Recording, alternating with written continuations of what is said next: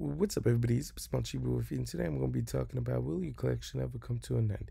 This is like the sequel to the other video I made, which is called The Satisfying Yet Annoyance of Backlogs. I'll leave it up here. It kind of relates, and I kind of feel the same way about both of them, the way I felt about that one. So, yeah, with all that being there, let's get into this. Also, real quick, I just wanted to say, before really getting into it, is that I'm talking about collecting in general, not just like one specific thing. Like, for example, I might use gaming, manga, or toys as an example, but this is more like for everything in general. Like calls. Maybe someone has like a, you know, fish collection. I have like koi fish, Chinese friend fish, etc., etc. You know, so just keep that in mind. I might use specific things as an example, but I mean collecting as a whole. So yeah. So first of all, I'm going to use myself for example. So starting off like, although like for example, Pokemon cards, right? Like I believe last time I did a Pokemon card related thing was 2-3 years ago, I think. So like younger, had fun, did my thing, took a break, came back, and then I believe late 2010s, and then got back into the Pokemon stuff here and there, had fun, and then was like, okay, I feel like I'm completed. You know what I mean? I don't want like thousands of cards and all of that. That's not my style. You know what I mean? I'm satisfied with what I got, and also, like a lot of the doubles and similar cards as well. It kind of was like, okay, I think I'm good. Also, that could fit with a lot of things. You know what I mean? Like for example, um, I enjoy PS1. I had my fun. I think I'm done with that as well, and other stuff as well. Not just gaming or cards. So I feel like collecting wise, I think I had fun because once it continues, this is just how I feel about it. If it just continues constantly, nonstop, in my opinion, it's just like, why? What is this? Why does it have to continue constantly, nonstop? It just boils me. And to be honest, if I really think about it, like for example, if I was one to go for, again, if you're into collecting, a full complete set of so and so, you do you, I do me, I don't feel like that is my style, you know. So don't take it as a personal attack. I don't feel like a complete SNES Super Nintendo collection is my thing. That's kind of like, number one, I'm picky. If I'm gonna spend my money, I'm going to make sure my hard work and money is going to give me the best condition for the best deal with no bullshit in between. Like, how some people, not all cells, I mean wonderful cells, many wonderful store owners and just great places. You know who you are. But I met many, many weirdos out there, and let me just say, sometimes it be your own people, man. Like for example, cells sell to like gamers tend to sell to gamers, and many of these people have been gamers themselves, and they really tend to try to do you wrong, even though, and then you have to put them into place by researching, being like, yo, wait a minute, this is this, you know, and it's like, why, like, dude, this is not like a rare game. This is not like a rare, like say figure, like really. It's crazy. And then, like, you look online, you look at the prices, you show them, be like, look, you see?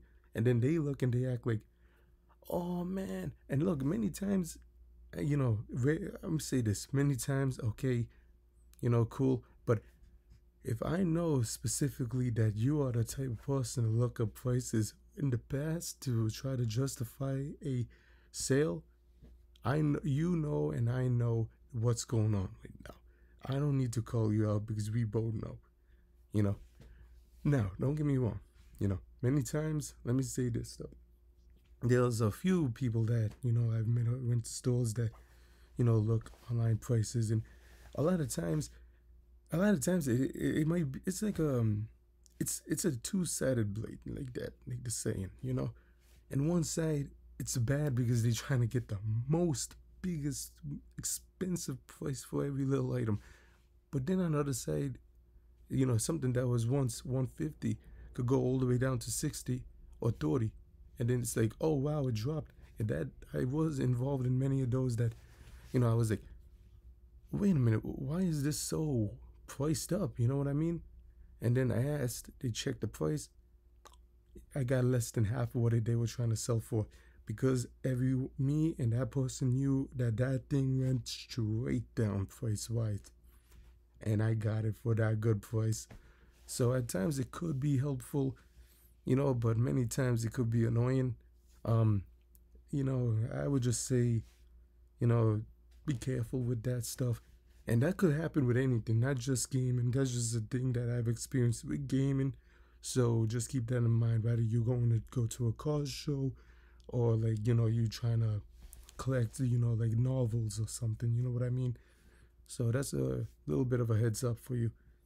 Now, the next thing I want to talk about is, now to be more specific about a little bit more to me, I collected many things, and throughout the channel and these years I have, seen, shown many things, and throughout both channels of mine, this one and the other one.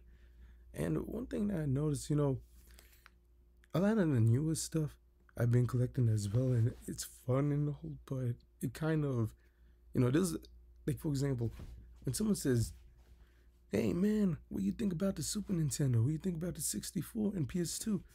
Yeah, those are cool consoles. They're really great. Super Nintendo full of many wonderful games. I personally think Super Nintendo shines the brightest, like besides the Nintendo first party games. I love the side-scrolling shooters, you know what I mean? Like, you just hours of fun, just constantly shooting whatever comes your way. And, that's really fun. But then, many times a lot of people, they like, what I don't like is when, and I hope game stores do this more for future gamers, let them test the product before you want to buy it. Because a game, look, if you watch a gameplay, it could give you an idea how it is. Like, oh, this is a side-scrolling shooter game. Really cool. I'm into those, man. Test it out, I recommend, because it might look cool, but then when you actually play it for, like, say 5 minutes, it might be like, oh, number one, the guns suck. Number two, the controls are kind of like janky. The mechanics aren't as great. The power-ups are basic as shit. It's not fun. What is the difference between, why would I buy this if I could buy something like Contra? You know what I mean? Or why would I buy this space shooter if I could buy Type R?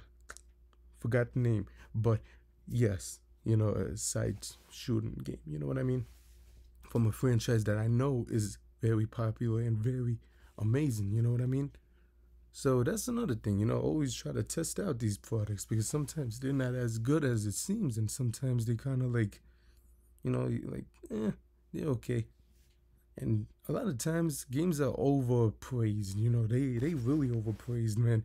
Especially on the Nintendo 64. There's many games that I was like, oh, that a lot of people I heard was like, oh man, this is an amazing game, this is a classic, this is a must-have, this is a must-have. I play it and I'm like, you full of it, man.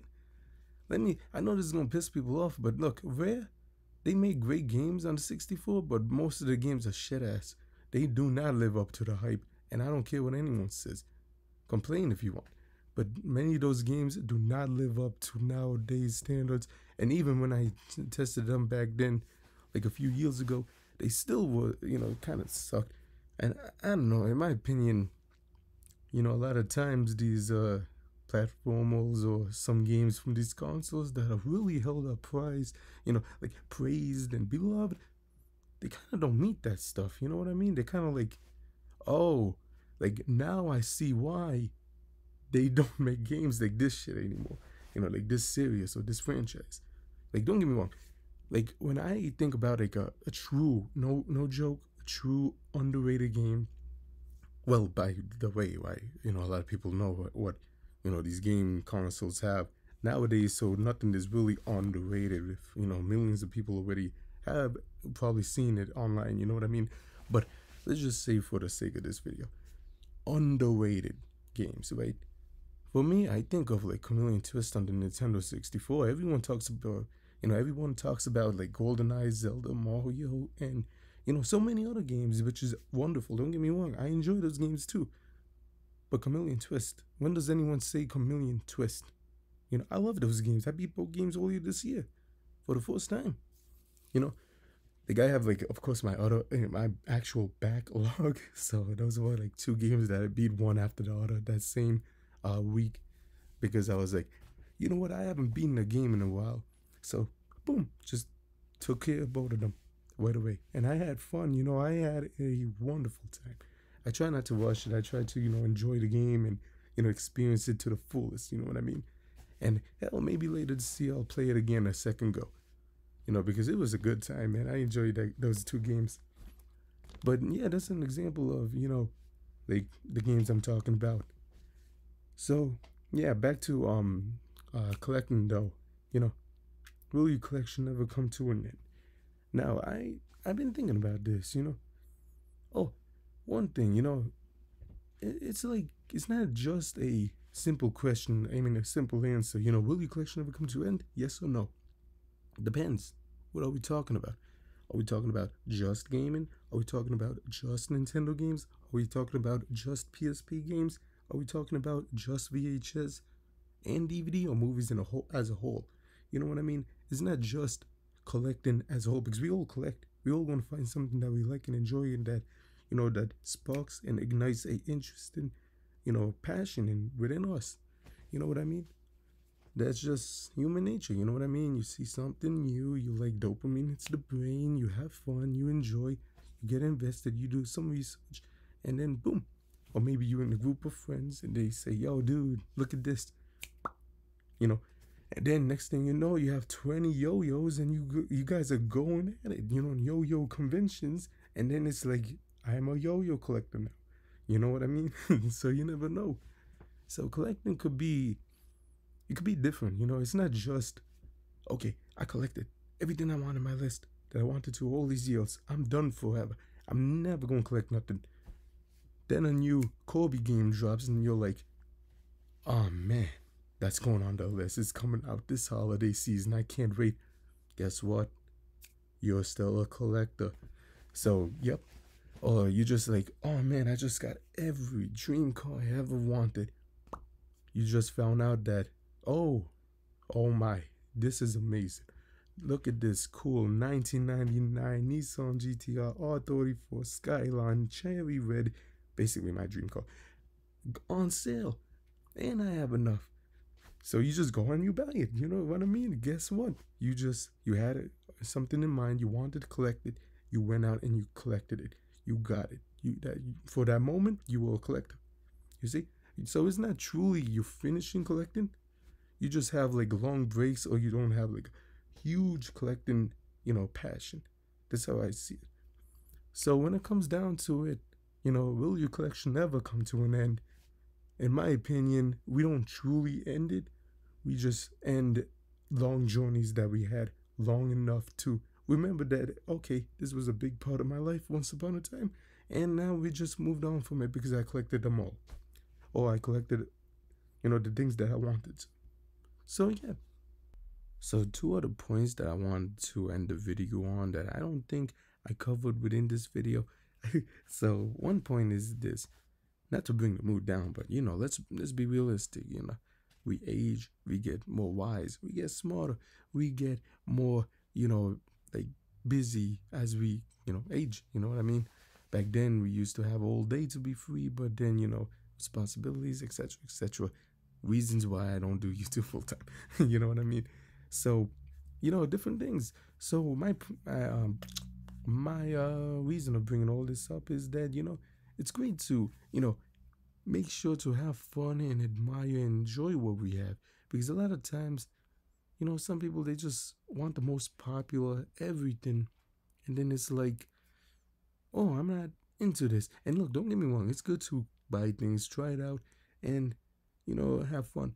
But if you're just gonna keep something as display, don't get me wrong, you work hard, you do you with your money, but keep in mind it's kind of like a double-bladed sword.